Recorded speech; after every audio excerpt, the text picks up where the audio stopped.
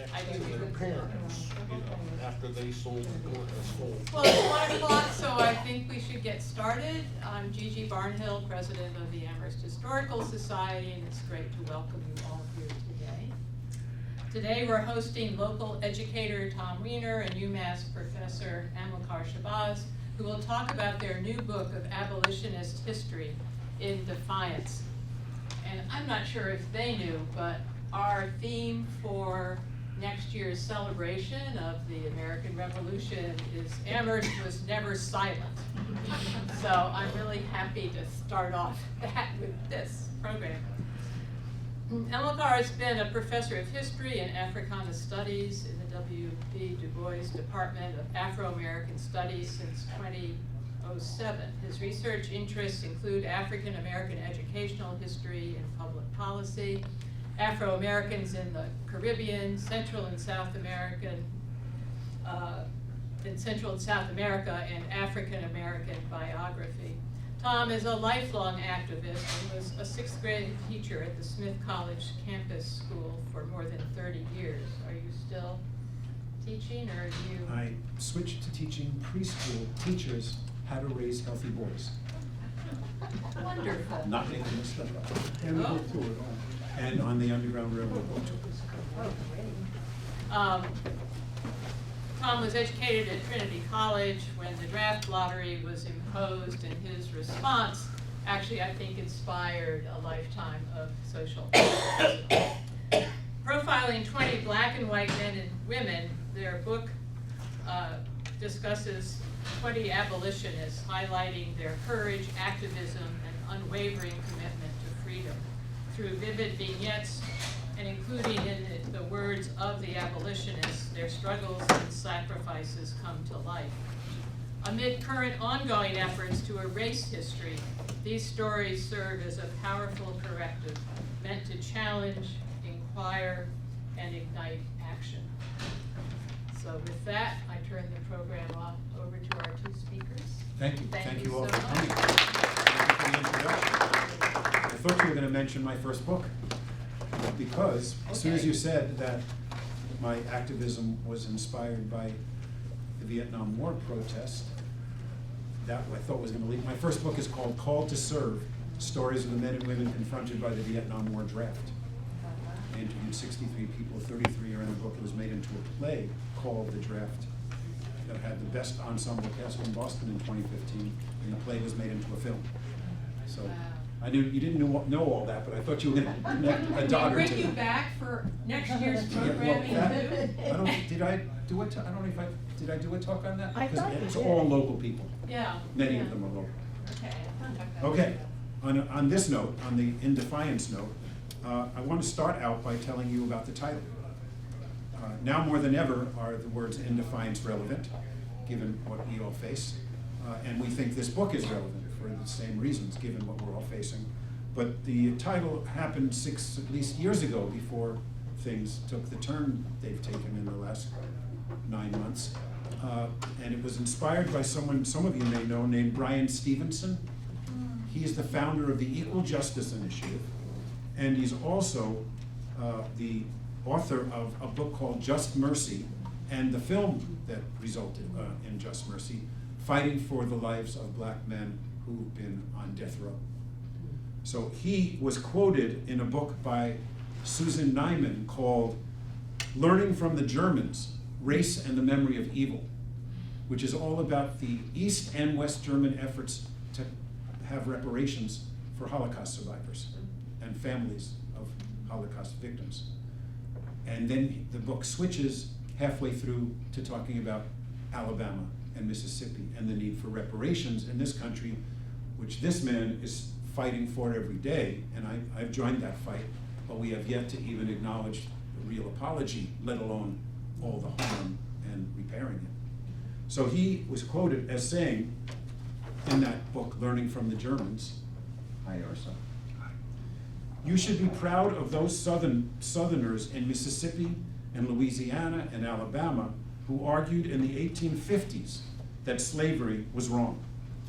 There were white Southerners in the 1920s who tried to stop lynchings, and you don't know their names. The fact that we don't know their names says everything we need to know. And he goes on after another couple of points that he makes, and he comes back to this.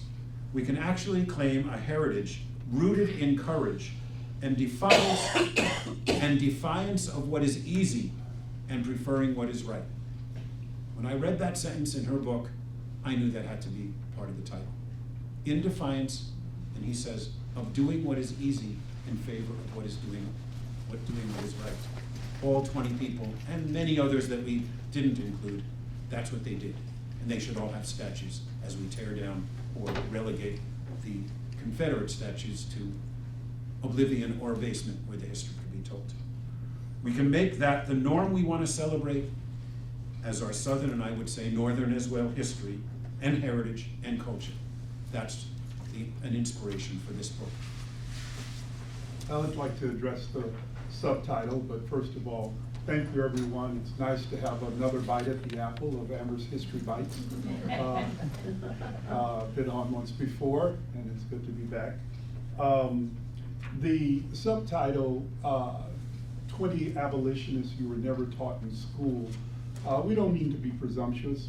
We speak from our own experiences. We didn't learn about these people in school. They're just 20 profiles, 10 of African descent, 10 of European descent, so 10 black, 10 white, 10 women, and 10 men. And they span U.S. history in a broader way than we typically think of the abolitionist movement. Abolitionist movement we tend to locate in the going toward the mid-1800s, 1830s, 1840s, heading into the Civil War is kind of the typical period we speak of the abolitionist movement as part of this broad transcendental spirit of reform ushered in by the Industrial Revolution and so on. But we take a longue durée approach. We have individuals here and petitions and activities in defiance of oppression going back to the 1600s, and we go all the way through into the 1800s, after Civil War and after the Civil War. And we do this as a direct intervention in what we're facing in these times, this view that has been promoted by right-wing think tanks and other Christian nationalists and right-wing white supremacists, that any efforts who are worried about this idea of replacement theory, that white people are going to be replaced by some other kind of people in terms of the world, that we're offering history that involves white and black people, but in moving toward a more just society and working toward a more just society. So that's kind of what's inspiring us here. And there's one more piece that the preface and the conclusion are in two voices. We wanted people to hear from each of us rather than the merged voice that the stories convey. And in my preface, I talk about another source of the inspiration, which for me was a black woman in Donaldson, Louisiana. I was visiting my son, who was at Tulane at the time in the mid-90s, and I asked him if he would take a plantation tour with me, which we did, because I wanted to see how they conveyed, especially enslaved people's stories. So after the tour of the plantation, I was disturbed by the fact that people were called servants, not enslaved, not slaves. And out of the corner of my eye, going past another plantation, I saw a sign for an African American History Museum, which I was thrilled to see and proceeded to enter with my son. And here's the story about that woman and the impact she had on me. Kathy Hamburg, in 1993, the museum's founder and curator, has been trying for the past 25 years to inform people about the history of African American contributors to American culture. And that was the title of the unit that I taught in 6th grade, African American Contributors to American Culture, who had been forgotten. When she visited plantations along the river, the Mississippi River, in the early 1990s, she discovered that enslaved people in all the tours were referred to as servants by tour guides. She told me that one night She had a vision of her ancestors floating on a barge on the Mississippi River, calling out to her, "Don't let them forget us." She was both appalled at the plantation tours and inspired by her vision, and subsequently founded the museum to honor those who came before. She told me of an African proverb that she said clarified her quest, and that was at the bottom of my bulletin board for the entire unit. Until the lion, and recently I was told I should say, and the lioness, tells the tale, tales of the hunt will glorify the hunter. This is the Lion's Tale book. That was part of the big inspiration. And as Dr. Shabazz is saying, right now, these tales are being suppressed or denied or whitewashed. And that's not acceptable to us. And part of my aspect of the preface, Two Voices preface, Tom and I met and developed our friendship through a group we call Bridge for Unity, and that practices intergroup dialogue so as to achieve a sense of belonging and community. And the effort here is something that we piloted this work with our students. My students at the University of Massachusetts, they responded really well. They developed questions to deepen the engagement with the different texts. We have created a website where we offer this study questions or study guide. Continue to kind of build this out, but this website was actually put together by one of Tom's former students, Auden, and with the study questions, we attempt to just show you chapter by chapter different questions after one reads or after going into reading to think about and to maybe discuss if people wanted to use the book in that way and have discussion around it. So we continue to try to make the book useful. We have we're going to be in Amherst Regional High School soon. We're so we'll see more how students are responding. And I have one of the students I helped bring in the world in here as well, so Ursa. And so we really hope this to be something that could be useful to younger readers, the students. Well, we pitched it towards high school and college. We've been doing bookstores and readings in Applewood last Saturday. That'll be our first high school, and I hope it's the beginning. I do concern myself about which high school am I going to call based on how they are perceiving what's being allowed these days. I just heard more than half of the books that are being banned, and I'm wearing my t-shirt today that says I'm with the band. Have you seen that one already?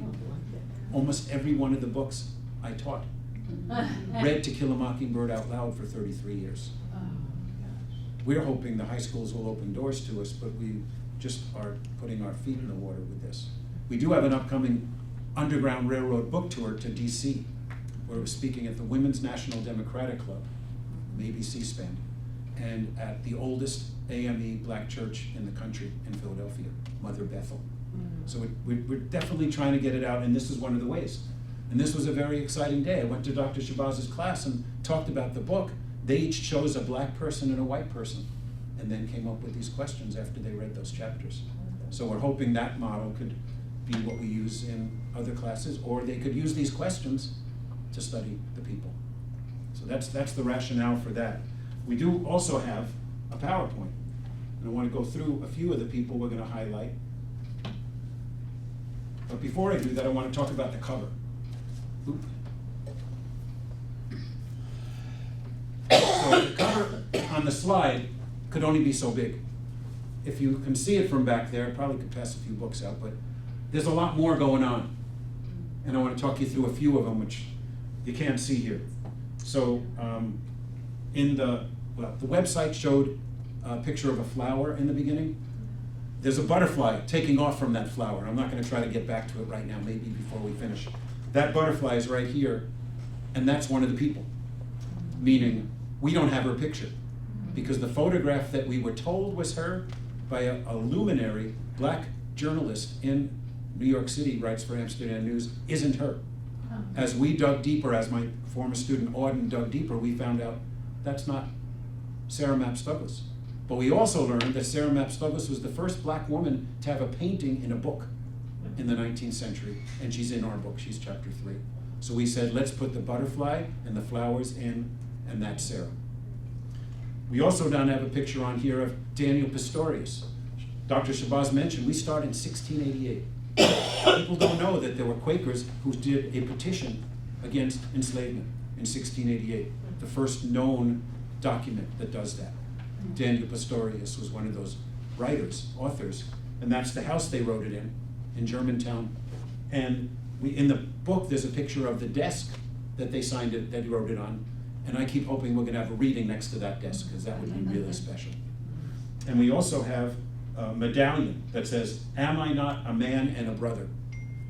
And in the book, we connect that medallion from 1834, and it came from England, and abolitionists there, and it was adopted as a symbol here. We connect it to Dr. King, who the day before, or the day of his assassination, was out with the Memphis sanitation workers who were protesting about their ill treatment, many of whom had a sign that said, "I am a man. Am I not a man and a brother?" Dr. King would have approved of this medallion, and maybe he did know about it. We also have a Baltimore Oriole, but it's not a Baltimore Oriole. It's the Grace Anna Lewis Oriole, chapter 20. She was not only a renowned in her time among her people, and not enough, abolitionist, but she was an incredible ornithologist, and they named that bird after her. Sadly, she had a blind spot. She never accepted Charles Darwin. And at that time, when he was first coming into his glory, not accepting him cast a shadow on her career as a scientist, ornithologist. But that didn't make them take the name away. That's the Grace Anna Lewis Oriole. So we're going to take you through a few of the people now, just highlights of them, because obviously much more is in the book. Do you want to do? Go ahead.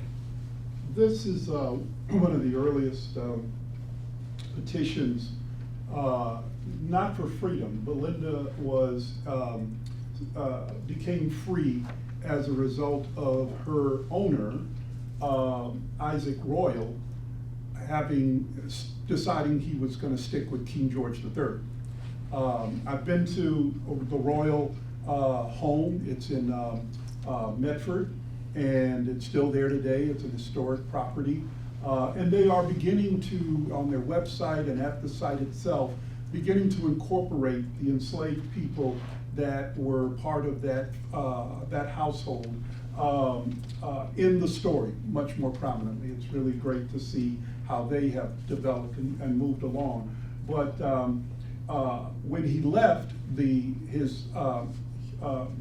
human beings he had enslaved were accepted as free within Massachusetts, but they had, in the case of Belinda, in her 70s now, she had a child with special needs who could not work, and she's at an age now she can't work any longer, and so she petitions, would the Commonwealth possibly take out of the revenue that comes from selling off of Isaac Royal's property, could you take a little bit of that back in reparations to me for me to live on as a pension?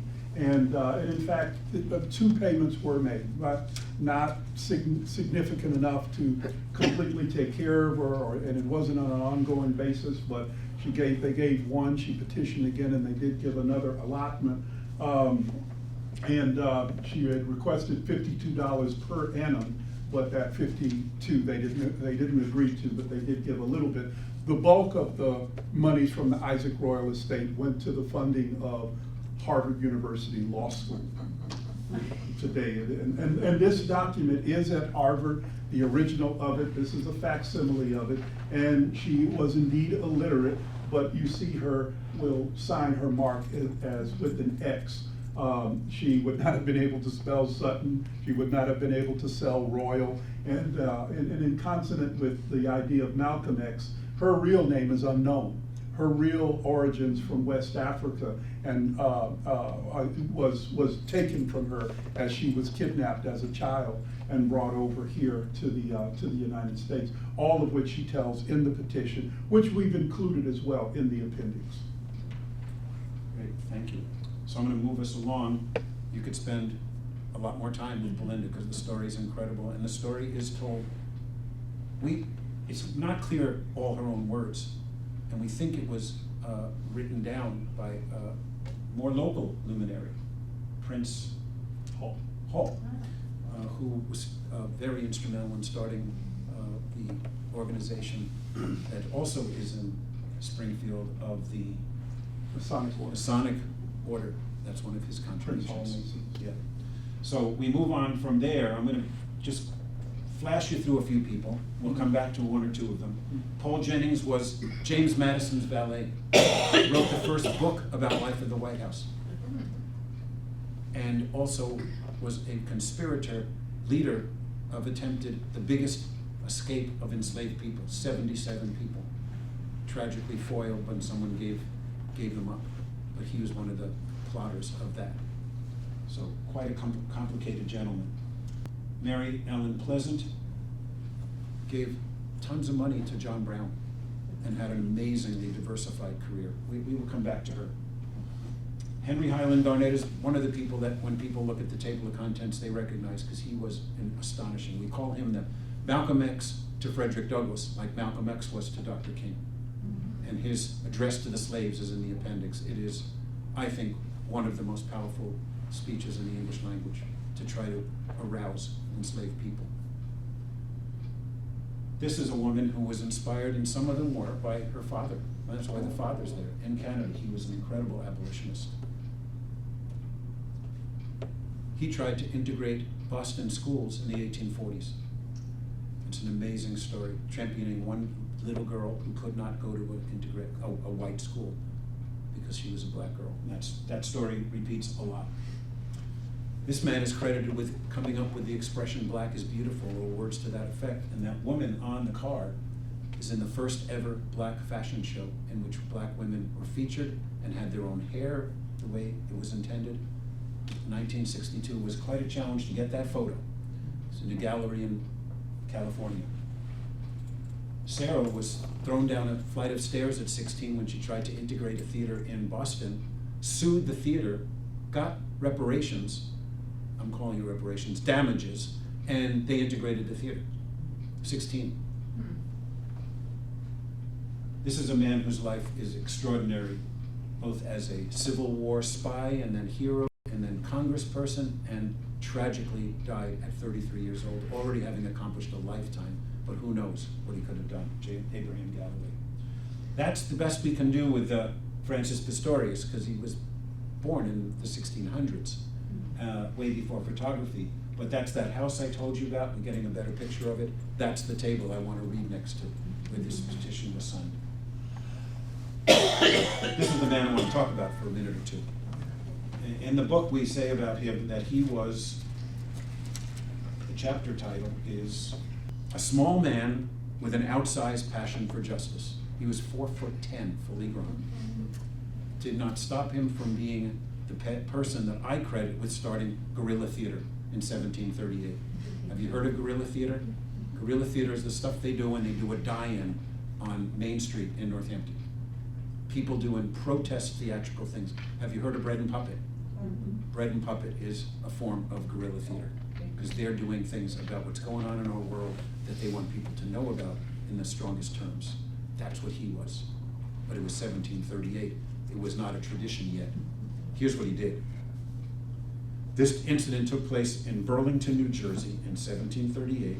He entered the Philadelphia Quaker yearly meeting dressed as a soldier, carrying a sword and a Bible underneath his coat. And his coat would have just been a jacket for some of us, but there it was. He delivered a long and impassioned speech describing the horrors of enslavement. And we have his words, as you mentioned, a lot of first-person quotes. Oh, all you Negro masters who are contentedly holding your fellow creatures in a state of slavery during life, well knowing the cruel sufferings those innocent captives undergo. Get rid of that sound. Especially you, who profess to do unto all men as he would they should do unto you. That was the core of that petition in 1688. You may as well throw off the plain coat as I do. Just as he arrived at the climax of his speech, he took off his coat, held the Bible in one hand, pierced it with the sword. Inside the Bible, he had placed a rubber bag filled with bright red pokeberry juice. The juice splattered those sitting close by, and he continued. It would be as justifiable in the sight of the Almighty, who beholds and respects all nations and colors of men with an equal regard, if you should thrust a sword through their hearts, as I do through this. He made his point. He would stand in front of the congregation in the winter with his bare feet in the snow and say, this is the kind of suffering you're bringing about. He had no limits. He was extraordinary. And at the end of his life, he wrote a book, and he lived in a cave. That's the painting we have of him, because it was 1738, in front of his cave. He gave up all earthly things. He was also a vegan. But at the end, it was said about him. Nowadays, Benjamin Lay still remains an obscure figure. I will tell you that there's a play been written about him, and it premiered in Philadelphia where he lived, but only in June. That's the first time that kind of recognition. But he should be remembered as one of the few Americans of his generation that recognized and refused to compromise with the evil that lay at the heart of their society. Benjamin made his own life into a parable. He knew that people would tell stories of the apparently crazy things he did. And he knew that through this, the moral lesson he was teaching would spread. And while he preached the love for all mankind, he recognized that there was no contradiction between that and refusing to compromise with those who drew their wealth from human suffering. He was, in many ways, a man ahead of his time. But in many other ways, he was exactly the man his times needed. And the world today would be a worse place if he had not been in it. For that, we should be grateful.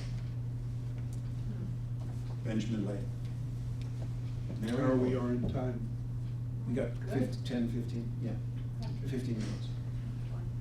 The Who do you? effort here that, well, who do you have coming up? Mary Ellen or Henry Highland? Well, we can end with Highland. If you still have more, you were kind of clocking through. I'm not going backwards. Oh, you want me to end it? Okay. Mary Ellen Pleasant is a figure that actually is kind of coming into her own more, at least out in California, where she ended up following the going after the gold rush, and out there worked in operating in many different facets, comes to prominence by refusing to accept segregation in seating in the streetcars and the public accommodations. So one of the earliest suits, and that has gained her the description in San Francisco as the mother of civil rights in California, mother of civil rights in certainly in San Francisco. She has been written up by Rita Dove, one time the American Poet Laureate. Do you want to give me the language of that to share? Sure. So our National Poet Laureate chose of all people to kind of memorialize in poetry Mary Ellen Pleasant. Wasn't she a voodoo queen? A madam? A mammy? Didn't she run a whorehouse for white businessmen in San Francisco? Wasn't she Mammy Pleasant? Didn't she work voodoo on that white woman and send her off her head? Wasn't she Haitian? Didn't she have a witch mark on her forehead? A cast eye? One blue and one brown eye? Wasn't she ebony? Yellow? Didn't she come back as a zombie? Didn't she have a penis? Couldn't she work roots? Didn't she make a senator's balls fall off? Didn't she set fire to her own house? Never heard of her. 60 years after her death, her gravestone was amended with the line that she had asked for on her deathbed, a friend of John Brown. As Pleasant herself once put it, I'd rather be a corpse than a coward. words that now even adorn a t-shirt. It has taken far too long, but Mary Ellen Pleasant has finally received at least some of the recognition she so richly deserves. The New York Times has created a site that honors those whom it did not acknowledge when they died. Here's how the tributes are introduced. These remarkable black men and women never received obituaries in the New York Times until now. We're adding their stories to our project about prominent people whose deaths were not reported by the newspaper. The subheading of the obituary that shares key aspects of her life tells us this. Born into slavery, she became a gold rush era millionaire and a powerful abolitionist. These would be reasons enough for her inclusion in this project, but as shown in this chapter, there was so much more to her extraordinary life. There are additional posthumous honors worth mentioning. The ghost of Mary Ellen Pleasant is a character in the 1997 novel Earthquake Weather by Tim Powers. Karen Joy Fowler's historical novel Sister Noon, published in 2001, features her as a central character, and Thomas Bell and Teresa Bell as secondary characters. She has also been discussed in film and television. The 2008 documentary Meet Mary Pleasant covered her life, as did a segment of the 2013 episode of the Comedy Central series Drunk History, with Pleasant portrayed by Lisa Bonet. We think Mary Ellen would have enjoyed the portrayal. Now you can judge for yourself. Mary Ellen Pleasant becomes a rich black abolitionist. We, of course, now know how much she contributed to our country's history. Okay, so I'm going to focus on another abolitionist, Sally Holly. Sally Holly, we are pretty sure, was in a relationship with her best and closest friend. We think this was an early documented, no, not documented, lesbian relationship, because they not only were friends from their days at Oberlin, which was the first university to have black people and women, and we commemorate the first university that did that in the South in a chapter, Berea College. Some of you might have heard. She not only went to school with her and befriended each other there, but they started the Holly School, which is a major feature of the chapter on Sarah. So Sally, we have several Sarahs, only one Sally. Sally was renowned for her willingness to stand up to all kinds of resistance, including at Oberlin, where she was the only Unitarian. This is a Quaker school. They didn't want her to dance. She danced. And eventually she was invited to speak at a celebration of West Indian independence. And she did so despite the misgivings of the president of Oberlin's wife, who basically said to her, "We're going to let you do that, but you can't stay with any black people."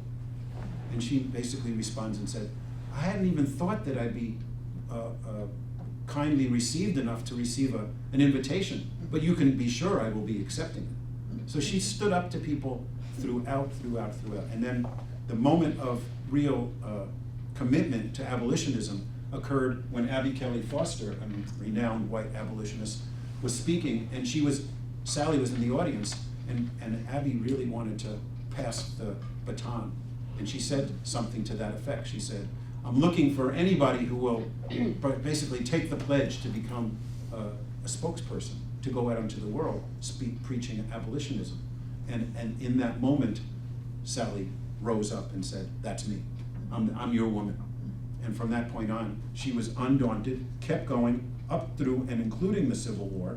And at that point, after the Civil War, she tried to convince people that it wasn't over. The struggle for equal rights was far from over. And so what she did was, she continued crusading and got up in front of a bunch of people and told them that she was ongoingly committed to what needed to happen next. And what she forged was an alliance between the beliefs she had going into the war, that black people should be free, and the belief she ended up with coming out of the war, that they needed to vote. So she said, they insisted on my relating what I had been about. I said I was afraid they couldn't care to hear. They wouldn't care to hear how I'd been holding anti-slavery meetings all these years and still spoke in public after emancipation. Mr. Cooper asked what I lectured upon now. Oh, I said, black folks must vote all through the country. Helen Finney, who was present with her husband, General Cox, said she thought I wanted women to vote. Oh, yes, I said, that's inevitable. Whereupon there was immense sensation, as the newspapers say. So she was one of those people that didn't have her conscience divided. It was okay to, let's free black people, but keep women in their place. And that was true about a number of the people in this book. They really were on the face, just like Dr. King. When Dr. King came out against the Vietnam War, and people totally trashed him for that. Stick in your lane. That, he said, I don't have a lane. This is all my lane. And we have someone else, Dr. Shabazz does an incredible sharing about Henry Highland Garnett. Is Sally on the left or the right? Sally's on the left. Thanks for asking that. There's another picture of just her we didn't get to. So we include the Germantown's Friends of Petition Against Slavery from 1688. We include the complete text of Belinda X's petition for reparations. And then the other major thing we include is Henry Highland Garnett, addressed to the slaves of the United States, delivered on August 16, 1843. And I'll note this is around about the same time that we have our own incident here in Amherst of Angeline Palmer, of which there's been an Amherst Historical Society history bites on that one, in terms of the young girl Angeline Palmer, whose mother dies, who was indigent. No one was available to be able to take care of her, and so she becomes a ward of the select board. And the select board, or select men at that time, give her away to a family in Belchertown, where she works as a young servant in that household. And up until there's talk about them going south, and taking her with them and selling her. And when that word spreads in the black community, spreads in the community of care for this young girl, she then correspondingly, an effort is made to free her. 3 black men are prosecuted, a white man also helped, but our own great Henry Jackson of the Underground Railroad here responds to that, and all will do time, do a year in the lockup, as it were, even though there was great sentiment here in Amherst on their behalf in favor of their action. But instead of speaking to people like Henry Jackson, speak to people who were technically free, or on some level free in the North, Garnett shifts the mode of address. And as he says here, we've often in these speeches, as we come together, talked to each other and talked to free people about what we ought to do, or how we ought to act around the enslavement of our brethren south. But in this case, I want to do something different, which is to send a word of consolation and advice to the enslaved themselves, the masses, the millions at that time that are in bondage in various states of the United States. And I'll just go towards his kind of rousing conclusion. Noble men, those who have fallen in freedom's conflict, their memories will be cherished by the true-hearted and the God-fearing in all future generations. Those who are living, their names are surrounded by a halo of glory. Brethren, arise, arise, strike for your lives and liberties. Now is the day and hour. Let every slave throughout the land do this, and the days of slavery are numbered. You cannot be more oppressed than you have been. You cannot suffer greater cruelties than you have already. Rather die free men than live to be slaves. Remember that you are for millions.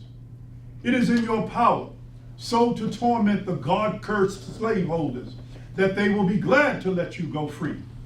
If the scale was turned and black men were the masters and white men the slaves, every destructive agent and element would be employed to lay the oppressor low. Danger and death would hang over their heads day and night. Yes, the tyrants would meet with plagues more terrible than those of Pharaoh. But you are a patient people. You act as though you were made for the special use of these devils.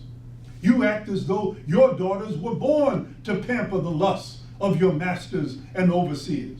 And worst of all, you tamely submit while your lords tear your wives from your embraces and defile them before your eyes. In the name of God, we ask you, are you men? Where is the blood of your fathers? Has it all run out of your veins? Awake, awake! Millions of voices are calling you. Your dead fathers speak to you from their graves. Heaven, as with a voice of thunder, calls on you to rise from the dust. Let your motto be resistance. Resistance, resistance! No oppressed people have ever secured their liberty without resistance. And for me, this was a very meaningful address and important to include him. I feel very much myself that I hear the voices of our ancestors, even to today, calling out for us to enact reparations, calling us to still deal with the legacy of slavery that we have yet to fully deal with in this country. Just a quick shout out to Ursa, because it was your dad talking about Henry Highland Garnett on a Martin Luther King Day years ago that said to me, when I get to start writing this book, he's got to be in it. It was because of your research paper on Garnett.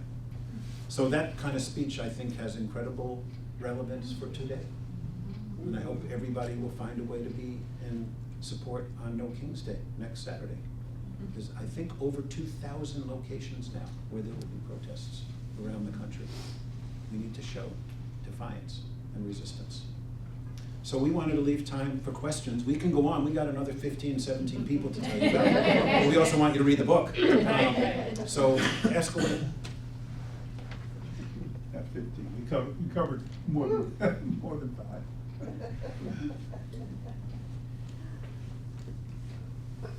So, what other thoughts do you have for bringing this text into the classroom for high school students? Well, we're going on October 28th to the African American Studies class at Amherst High. Okay. That's taught by, some of you may know, Ray Elliott.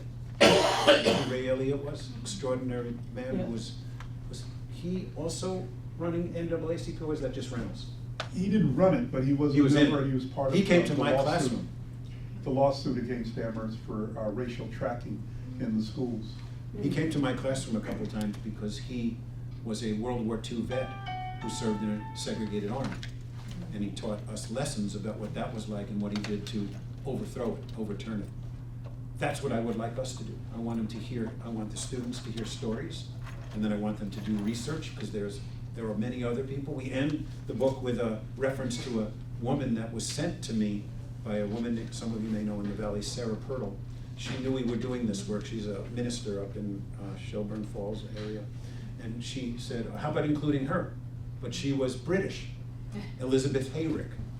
Incredible story. I tell a little bit of it in there, but it was us getting to the place of saying, keep sending things to each other, to yourself, write up stories. So we'd like to inspire people to do more research on other unknown abolitionists, because there are legions of them.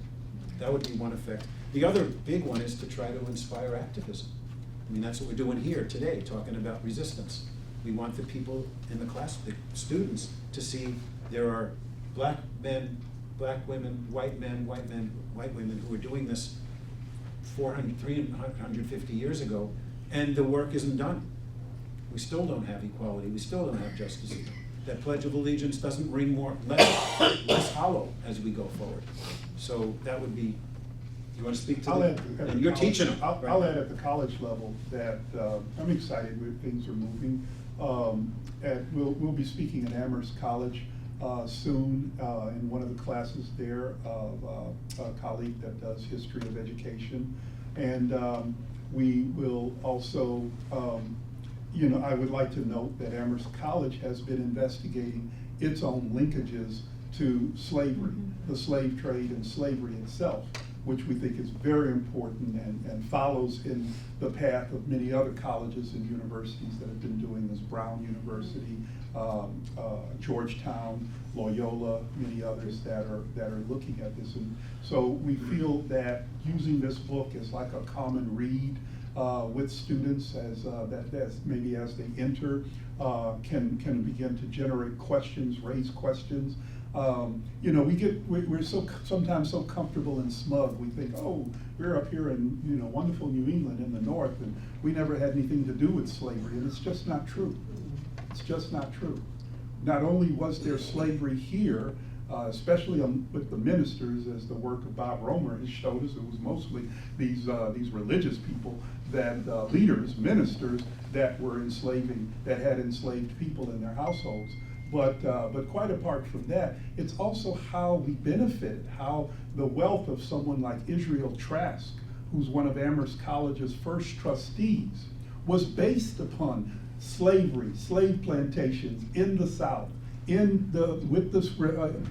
fed by the slave trade, that his wealth was amassed, that he was able to then, help start Amherst College in 1821. So the interrelationship of slavery and the profit that was made from slavery and the slave trade, we're very much implicated. New England, Massachusetts, and even dear old Amherst is all very much implicated, and we hope this book and discussion around it helps to stimulate that, even for my own UMass. UMass is founded at the time of the Civil War, but it still doesn't mean there aren't linkages to slavery, the slave trade, the profits from slavery, even for an institution like UMass. I stopped in showing you the white people at Benjamin Lay and then jumped to Sally Holly, but Moses Brown University. His brother, they were both slave ship owners. Right. And Moses left that trade, used a lot of the money, and that's what they've been revealing in the study that Ruth Simmons, who was the president of Smith, had brought that to Brown. I have a question about Amherst, the name Amherst. You mention it in the book, and I don't remember if it might have been in this section with Moses Brown or one of your essays, one of the two of your essays. And I'm here from California, so I know Mary Pleasant, but I don't know all the others that you've assembled. But I was just wondering, they changed Amherst Inn to Boltwood Inn, perhaps, but the name Amherst still stands and represents something very good. But I'm just wondering how that struggle went, and is it still a struggle, or it's just over? Great question. I'll do a couple quick responses. First, I wanted to mention that there's an extraordinary exhibit of enslaved people of Northampton at the Northampton Historical Society, where we're speaking in November. An incredible display that tells the story of a lot of clergy, streets named after men that had enslaved people. So I just wanted to mention that in conjunction with Dr. Shabazz's comment.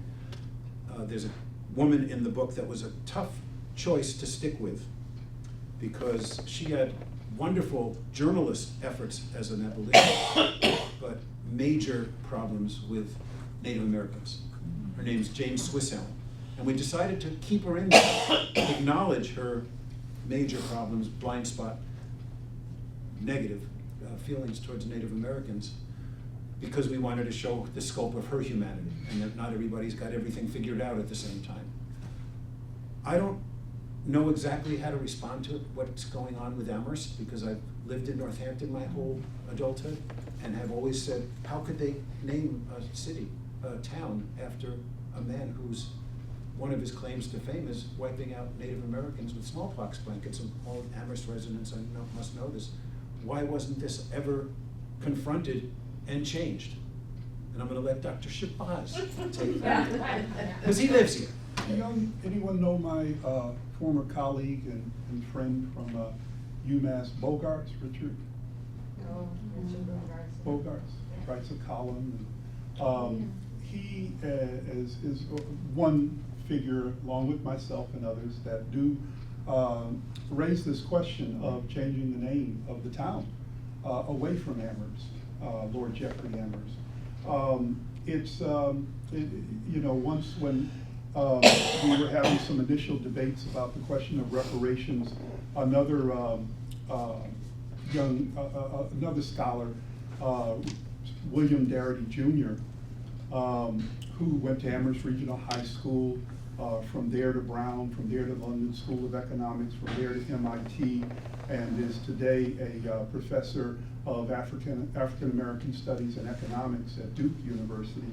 He didn't like this effort to organize locally based reparations project. He said we need to keep the focus on the federal level, and so at any rate, on one occasion where he was beamed in via Zoom to talk about Amherst, reparations here in Amherst, not the issue of in Amherst, but reparations broadly. He was critical, and he would say, well, if people like you, Shabazz, and can do anything with the reparations fight, why don't you first start with trying to get the name changed? And I take that challenge from him and do continue to work toward it. And I do note that Sandy, when he was a student in high school here, after Dr. King was assassinated, cities, places all over the country were blowing up in an uproar. Students were walking out of high schools, like in my hometown of Beaumont, Texas. They left school. Other places there was so-called riots. There was just things went crazy in '68 after he was assassinated, and so then it led to the creation of all these commissions to kind of study what's going on, what can we do, how do we grapple with things, how can we stay together and black people not rise up and kill us white folks. And so they formed one of these little commissions here in Amherst. And Sandy Darity, as a high school student, served on that commission. And it came up with a wonderful set of findings, some of which we've never addressed to this day. 1969. And one of the findings of that commission was that we ought to change the name. How can we have this racist, pro-slavery, pro-genocide of indigenous people in this country? How can we continue with that person as the name of our town?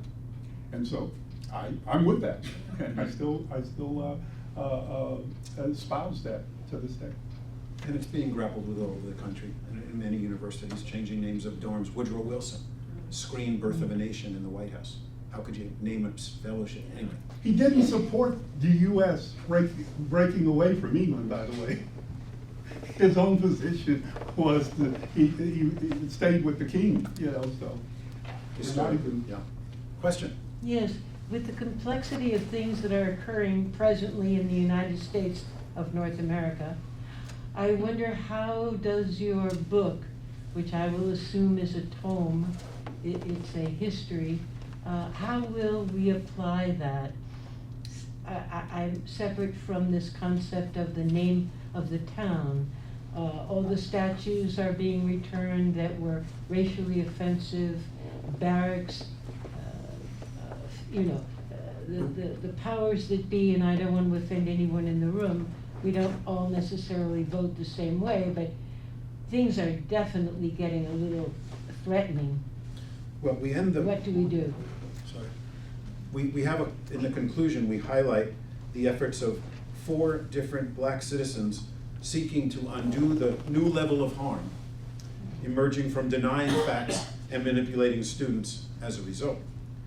They wrote a piece called, "We Are on the Side of Righteousness for Those Black Floridians. The fight over what African American history is taught in schools reflects their own experience and an unwavering commitment." And then they wrote this in the article. It was in the New York Times. We are on the task force work to come up with curriculum, lesson plans, and learning activities so there could be no excuse about what to teach. There's been a lot of hypocrisy in the state, Florida, to have this law to teach black history on the books for almost 30 years, but there are no consequences if the instruction isn't provided. Recently that changed. The state of Florida rejected the AP African American Studies course, with officials saying that African American history has no educational value. It lit a fire under people. One consequence was a 2023 law championed by one of the authors of this piece that compels school districts to provide evidence they are teaching Black history and to post lesson plans. So if there is any silver lining to this crackdown, it has awakened people that there is a concerted effort to obscure and to sanitize and to whitewash African American history. It validates the belief we have had for decades. We must all work to make sure that Black history is part and parcel of American history. People now realize it has to be included intentionally, or it will be excluded intentionally. Then it just ends with, the article ends with, I have a lot more support, a lot more energy, and a lot more engagement than ever before. And that's because of the backlash is waking people up. And so that's what the book is intended to be part of, that awakening to the fact that we're being mistaught or not taught our own history. And Yes, I ask in relation to that question for your prayers and your help. It's kind of hard. You know, in the speech by Garnett that I read, he talked about devils. And I'll tell you, it's got to be something really devilish with these people. So Fort Bragg, named for the Confederate General Braxton Bragg, was taken down as the name in 2023 under former President Joe Biden. It was renamed Fort Liberty. Nice idea, nice comment, you know, from the French Revolution, Égalité, Liberté, Fort Liberty, right? But in February 2025, one of the first things done by the newly, at that time, newly inaugurated president was to rename it back to Fort Bragg. But here's the devilish twist. It's not actually of the Confederate General Bragg, it's of a World War II paratrooper, a white man, named Roland Bragg. But in terms of the name on the thing, it's still Bragg, and you can still brag that you brought, you know, that you're reinstalling white supremacy, but then the technical part of it is people will have to realize, nope, it's not of that Bragg, of Braxton Bragg, it's of Roland Bragg. It's just devilish. Yeah. But They've then done again, that too with all of the former names, yeah. and they've also employed Black soldiers to be part of the names, like Fort A.P. Hill for a Confederate general. The P in A.P. Hill, I think it's Robert Penn or something, he's from Ohio, was part of the Civil War, Mhm. you know, colored troops, and yeah, and his name has been repurposed to make the P in A.P. Hill, so it's just, yeah. to make it look kosher. Yeah, and it's not.